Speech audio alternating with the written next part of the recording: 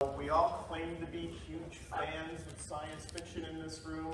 I'm about to introduce you to people who are bigger fans than us, who have actually devoted their life, their money, everything you could possibly devote to the making of a zombie movie.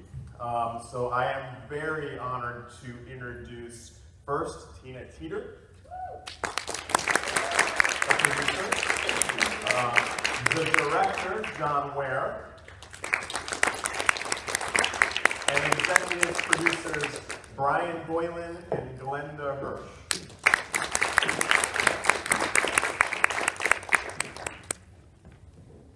And I'm going to show you a clip of Town of the Living Dead. All right, so Tina, I want to kick it off with you. Can you just tell these guys, how did this all start? Whose idea was it? What was going on? Well, actually, I went into Radio Shack to buy a phone for my daughter for Christmas, and I met John there, and he shysted me out of $400 and something, and the next thing I know, here I am. I had done theater for many years in FX makeup, and he had a small bit part that he needed to fill, which was get to be a zombie, so I loved it, and that's how I got involved. And John, had you been living with it for a long time before that Radio Shack encounter? I'm sorry? Had you been living with this for a long time? Oh, yeah. Like, you know, I'd been working on it for about 2 years at the time, and we had just started getting into production, and I was casting all the parts, and Tina was telling me how she was an actress, and I was like, I got a part, you want to do it? It was the mom zombie, and she's like, yeah. And then the rest is history. That's great. And is there really a town legend that inspired the movie? We've been hearing rumors about that. Well, there's this story. My buddies, we were sitting around and they were like, hey, let's make a zombie movie. And so I'm writing it and I can't find an opening. So I go to a bar and I'm sitting around drinking, you know, listening to these bar stories. And then I hear this drunk guy stumble up and he starts telling me this story. And I was like, oh wow, a light bulb went off. I'm like, you know, this would be a really interesting opening for a zombie flick. There you go. All right, let me open it up to questions.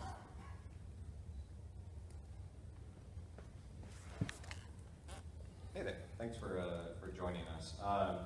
What are some of the zombie films that you were inspired by, that you love, and sort of what universe would you like your movie to kind of exist in? Sort of Romero universe or what? Return of the Living Dead was the first zombie movie that I ever watched, and beforehand I hated zombie movies. I couldn't get into it, and then I saw Return of the Living Dead, and I was like, wow, this one's actually really good. So kind of in the Romero, you know, John Russo universe.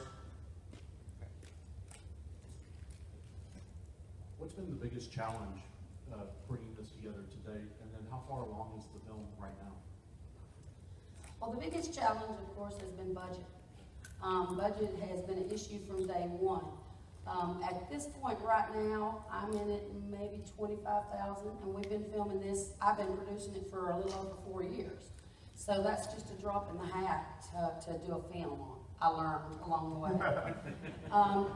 And I'm sorry, I forgot the second part. How far along is the film right now? The movie is almost finished. We are like seeing a light at the end of the rainbow. We're racing to get it finished, hopefully in the next couple weeks, actually, is the plan. Of course, there's still, you know, some post-production, but we're close. Closest we've ever been. We actually have enough footage for this movie. We have actually shot this movie almost 3 times in the last 4.5 years because we would have to recast. Things happen, people would get sick, people would have to go back to work. So, yep, we're very close. Thank you. So how did the production change once you had the show following you and watching every move that you made? Really not a whole lot, other than we had people there watching us look like idiots. That's basically how that went. We continued on just like we have always done. We continued on making our own blood and our own props. Everything is still the same. We just had a film crew there with us. They were very good about staying out of the way when we were filming. So yeah, I mean, it rocked on the same. We just had more people watching. It's definitely a challenge having somebody watch you through a camera while you're trying to watch somebody else through a camera. So, And Bryan does speak. A little sign, he does speak. Brian's the lead actor. Yeah, Yeah. to clarify, I'm not a producer. I'm just a lowly. Oh, I thought you were also a producer. I'm Yeah. sorry. Lead actor. No, I'm I'm the lead fine. actor. I know, that would be more money to the budget, so I don't want I it. was just gonna say, no, we got rid of him. But Bryan, do you want to talk at all about this experience and how it's changed since Syfy came on board and started filming you being filmed? Yeah, I mean, speaking of challenges, the biggest challenge for me, you know, this was my first time out. I'd done a lot of extra work and sort of paid my dues in that respect, and I was ready to move on to the next level and, you know, actually speak, have a role. And it was horrifying for me when I knew Syfy was going to do a show about this because, like I said, this was the first time for me. So now the whole world was going to see how awful I was as an actor. I didn't get a chance to sort of cut my teeth like most people do. That's what I was trying to do with this movie, is, you know, get a chance to sort of hone my craft in an independent film that would, you know, not have so much exposure. Well, now everybody gets to see it, and so they're expecting me to be better than I am. We're sorry about it. And Yeah. I think Bryan hit on a good point there, and this is one of the reasons when they approached us, it took a long time to agree to do this on my part.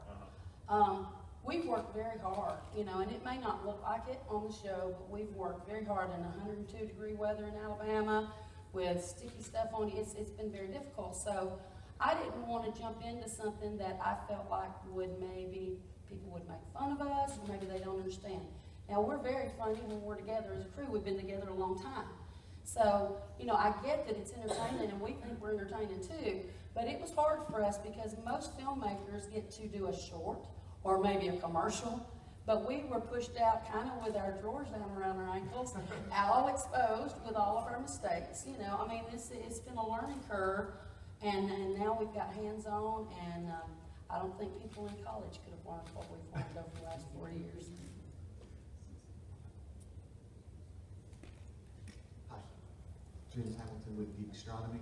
I just have a question. I noticed in the commercial there was somebody pumping gas dressed as a zombie. Do you have any funny stories about strangers coming into town and seeing zombies walking the streets? Do you have a few hours? Yeah. Well, we could talk about the people. We get turned into the police a lot. So we are a small town, so it's not. I mean, we didn't think it was a problem to put a couple of dead bodies in the streets or zombies.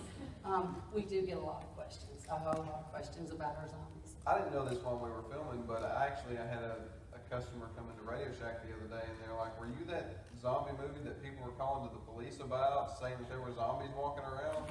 So apparently our makeup was so good that people thought that the zombies were real, and they were calling the police. We had several run-ins with the police. Well, yeah, but not because of zombies, but because we had guns in the middle of the road. Well, We only had guns and dead bodies, no zombies. But yes, sir, we do get a lot of people. People that's not from local will come in and make some comments about our zombies running around. So, but we try to be good and pull them in, and a lot of times we get them as zombies too if I get a hold of them. Thank you. Thank Can you. you talk a little bit about how Syfy became involved, and if the revenue you're making from the show is impacting and influencing how you're making the movie? And actually, not just the revenue, but just having the cameras there as well. If that's having any kind of material impact on how you're making the movie now. Again, I don't think I'm gonna let Miss Glenda take this one. Yeah, sure. I'm the executive producer of the television show. And you know, we tried our best to really not impact the movie. I mean, this is John, Tina, Bryan's movie, and we wanted to make sure that what we did didn't influence their ability to make the movie they wanted to make, and the way they wanted to make it. So we try to take a step back and really let them work in the way they were working. So then you're not kind of like funneling more revenue to them? You know, you know, for the most part, no, there was a little bit of finishing funds to help them just get to the finish line by the air date, because we couldn't set the air date for 2020. I would be 70 by then, so that would be much.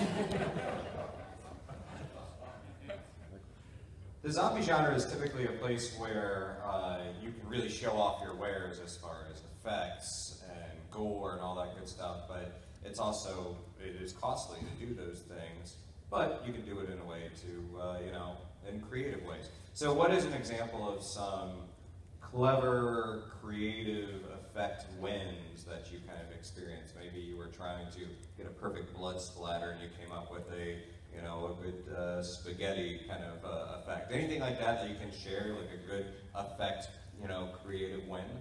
That's the whole movie, pretty much. That's everything. Let's see, we have, of course, we make our own blood up out of ketchup and coffee grounds. We do all that. A lot of the times with the makeup, latex is very expensive. And we didn't want to use the cheap latex because it doesn't hold up. So latex and tissue paper goes a long way when you're making zombies. We have had an air gun that we actually would load with stuff and shoot at the actor. And we have used spaghetti, we've used Vienna sausages, we've used turnip greens, anything gross that we can use to get these effects is what we do. The stuff that you buy is so expensive, and someday we'd love to be there where we can buy that kind of stuff. But for this one, we have had to be very creative in our effects. But even with the camera and with our supplies that we have. Oatmeal makes really good brains. Yes. And like, for example, when you have the zombie birthing scene, you guys Oh, use yeah. Ziploc bags Yeah. to try and, Yep. you know, simulate a. One of the babies Miss Glenda's talking about is we have a zombie birth on the movie. Actually, my Spoiler daughter. alert. Spoiler Yeah. alert. But that again was a Ziploc baggie, and again, you know, you just do whatever you have to do. And we've also used sticks for bones. If you paint sticks white and cover them with latex, when they bite them, it pulls and it'll snap at the same time, so it makes for great bones. You do what you got to do. I think there's one down. At any point in making this movie, since it's taken so long, were you ever at a point where you're just like, that's it, we're done, I'm giving up? And what kept you going? Well, Bryan, you want to answer that one? I will. I mean, basically, we did decide to stop at one time. John had a stroke. He was 32. I had a stroke, right? 32 you was? 30, whatever. Anyway, he had a stroke, I don't and know why that really makes a difference, but 33. I can tell you, it was a very weird way that it happened. John had had his stroke, and we were talking after he had, just a day or two after it, and with both of us crying, we had decided we were going to stop. We were not going to do the movie. It wasn't worth it. It wasn't worth his health. And then, you know, people started showing a little more interest, and then one of our actors, Gary Carricker's son, he was 5.